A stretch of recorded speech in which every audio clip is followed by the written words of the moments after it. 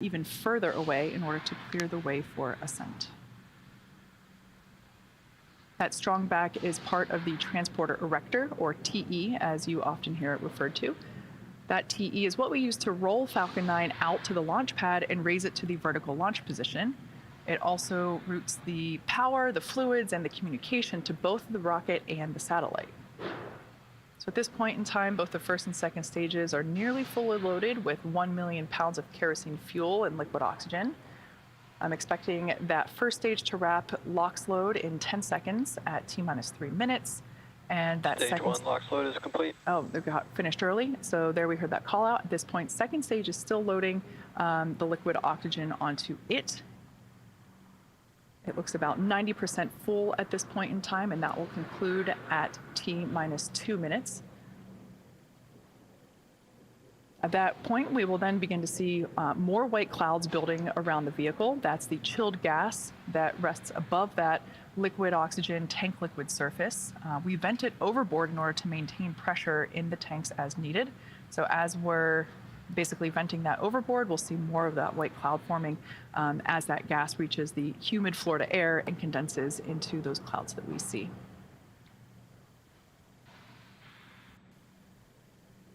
At T-minus 60 seconds, Falcon 9 will be in startup. And then just inside of T-minus 2 seconds, we'll light the Merlin M1D engines for liftoff.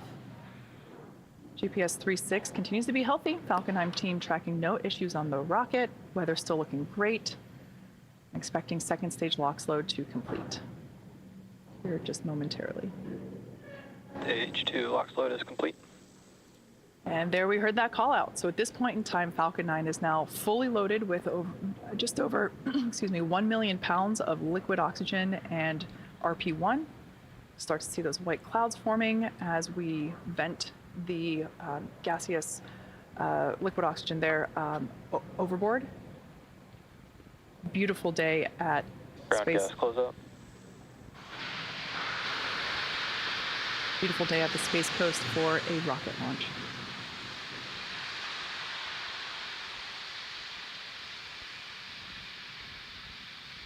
So in 15 seconds, we'll hear the call out that F9 is in startup, indicating that the onboard flight computers have taken over the launch countdown.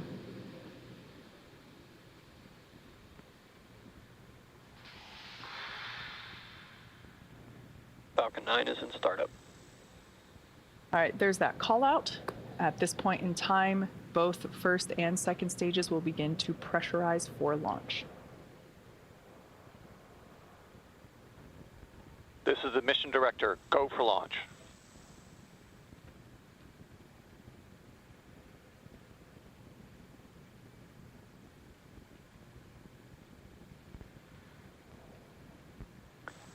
T-minus 30 seconds.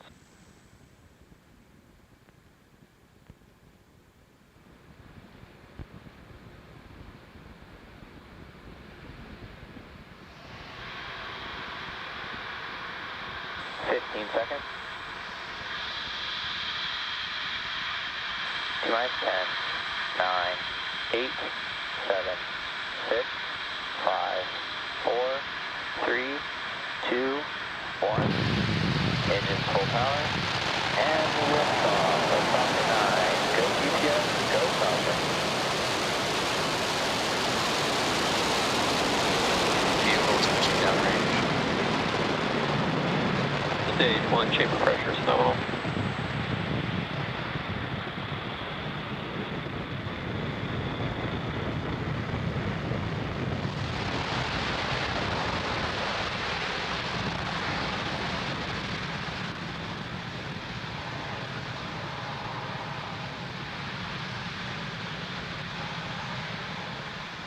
As you can see, Falcon 9 has successfully lifted off from Pad 40 at Cape Canaveral Space Force Station, carrying the GPS-3 Space Vehicle 6 payload. M1D engines are about to throttle down in preparation for the maximum loads that the vehicle will experience. That'll occur just after T-minus 1 minute, known as max Q. During ascent, those M1D engines will actually swivel and help steer Falcon 9, a maneuver known as gimbaling. Vehicle is supersonic. Approaching max Q now.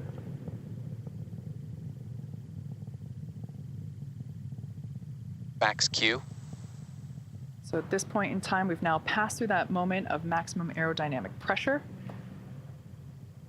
As I was saying, the M1D engines will gimbal or basically maneuver a little bit by a couple of degrees so that the rocket autonomously tilts those engines just a little bit, a few degrees, and that gimbaling allows the vehicle to perform a gravity turn, which is when we go vertical MVAC engine chill has started. as well as horizontal. So we heard the call out, MVAC chill has begun. That is the second stage preparing that MVAC engine for ignition.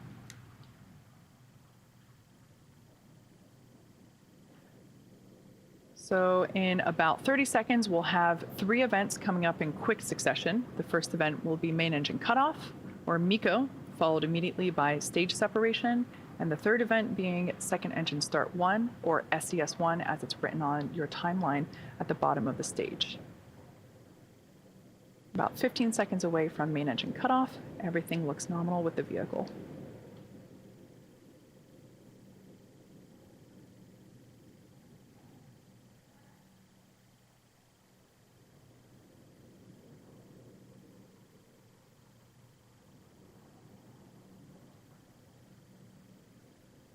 MECO. Stage separation.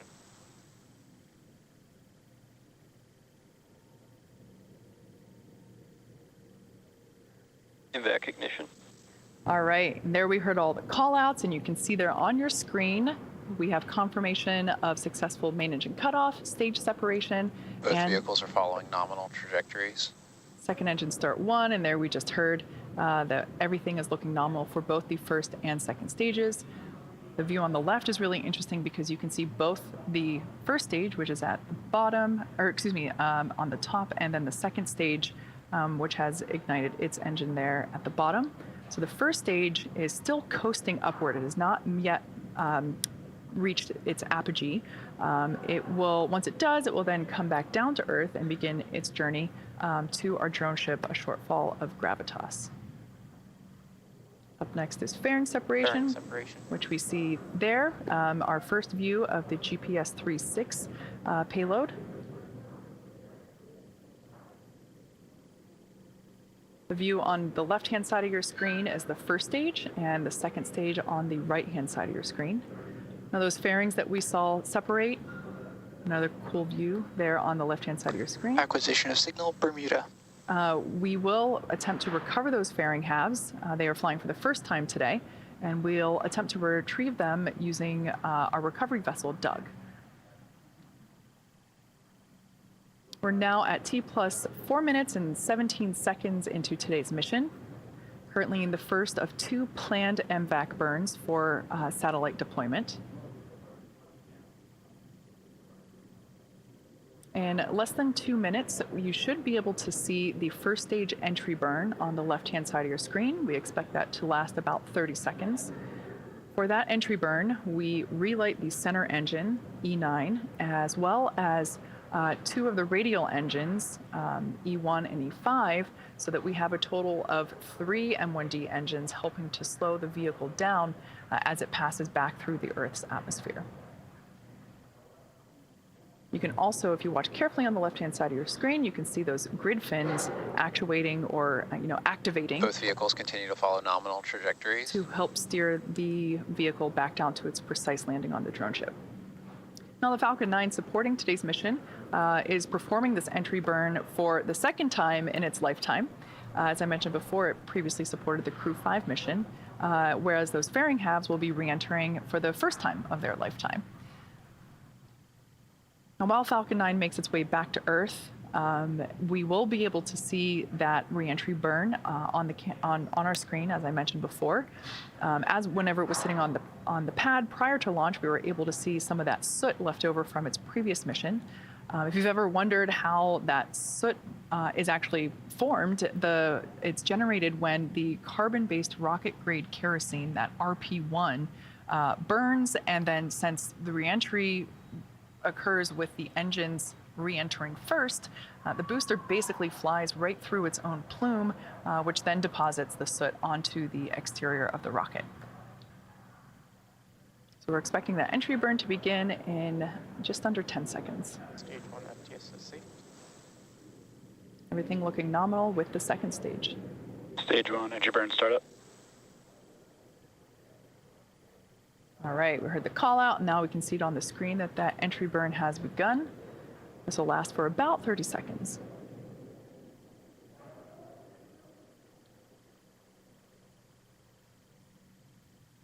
Beautiful view of planet Earth in the backdrop there of the second stage views on the right-hand side of your screen. Stage 1, entry burn shut down. All right, that entry burn has concluded. The vehicle will continue to autonomously steer itself back to the drone ship. Both vehicles continue to follow nominal trajectories. The first stage will continue to steer itself back down to Earth. As I mentioned before, we'll be attempting to land on our drone ship a short fall of gravitas. Now, today's mission, for those of you that may have just joined us, is GPS-3 Space Vehicle 6 for the U.S. Space Force.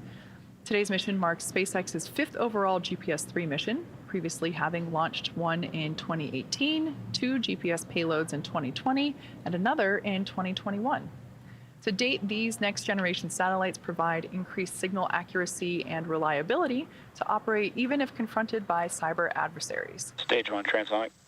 In addition to helping with national Stage 2 security, has entered terminal guidance. GPS 3.6 also helps in many different aspects of our daily lives. In about 10 seconds, we will be coming up on SECO 1, our second engine cutoff, and we will attempt to land on our drone ship a short fall of gravitas. That drone ship is parked Stage 1, landing burn. couple hundred miles off the coast of Florida in the Atlantic Ocean. SECO. There we just heard the call out for a second engine cutoff. Let's see if we stick the landing with the first stage.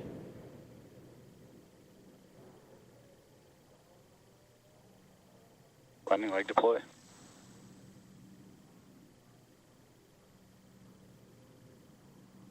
Stage 1, landing confirmed. All right, there we heard the call out that we have that stage 1 landing confirmed. Expected loss of signal, Cape. Weather is looking great all around off the coast of Florida there. Beautiful view of that first stage landing. Now the mission isn't over just yet. The second stage is embarking on its first coast phase, which will last about 54 minutes. After the coast, Nominal parking orbit. and there we just heard the call out that we have a good orbit there for its second stage. So after this coast, we will light that MVAC engine for a second time, shortly around the T+1 hour and 3 minute And mark. acquisition signal, Newfoundland. We'll have live views of that second MVAC burn. So until then, sit back and enjoy some space jams.